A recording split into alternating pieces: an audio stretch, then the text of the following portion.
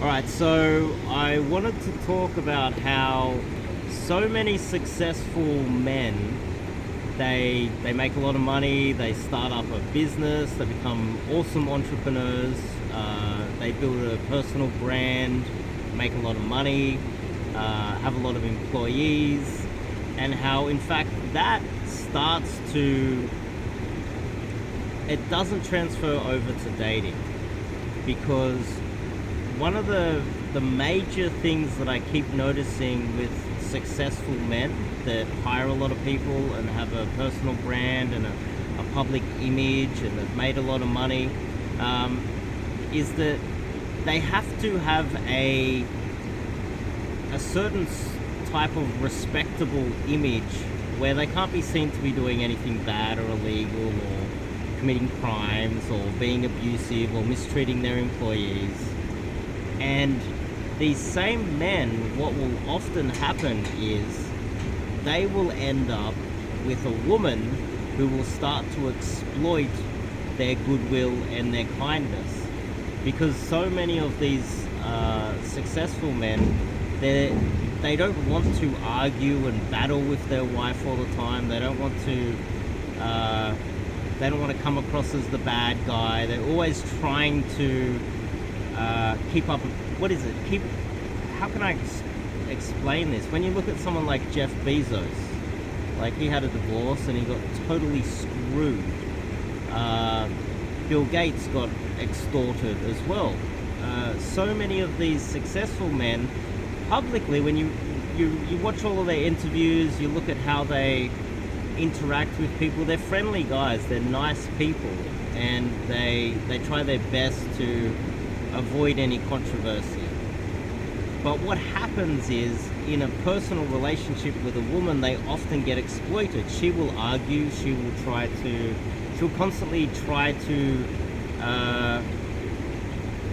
take as much as she can. One example one great example is the amount of times a successful man will get in a relationship with a woman and then she will start taking more and more, as in she'll start asking for more freedom, she'll start asking for more money, she'll start asking for an open relationship, she'll start getting bored with these successful men, and they won't push back as much. They don't want to argue. They're always looking for a win-win situation, but often in a relationship someone needs to be in charge, and quite often a woman is always playing politics. Always.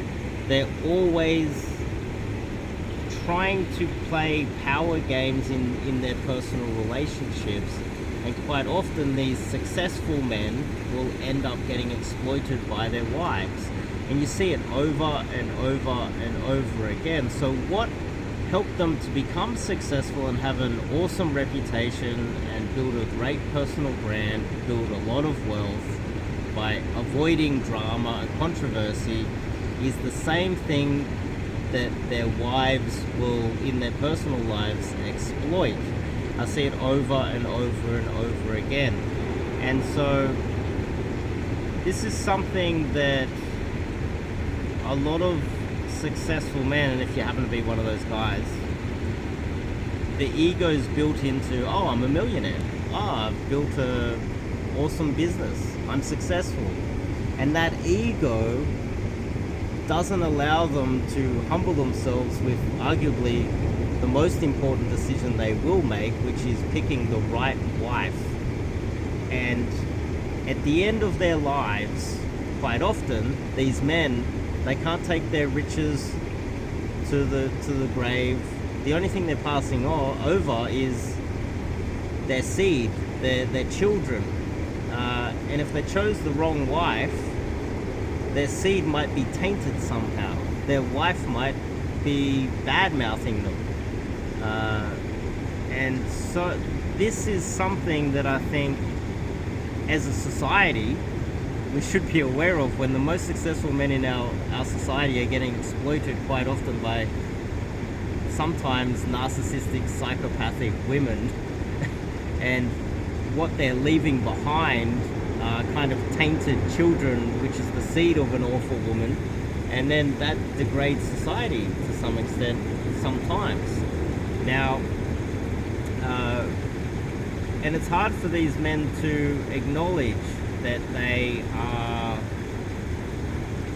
when they might do a lot of vetting and do background searches and be really careful with the people they do business with, but they're not as careful with the women that they share their bedroom with, which doesn't really make sense, does it? It seems a little bit negligent, but it's more common than you might think. And that's just something that I wanted to talk about. Leave a comment, let me know what you think about that. But we were discussing this earlier. I was talking about a guy that I know who is one of Australia's most successful men, and he ended up marrying a woman who has bipolar and schizophrenia, and he is so successful in every way. Got himself a PhD. He's probably worth $500 million to $1 billion. That's how successful this guy is.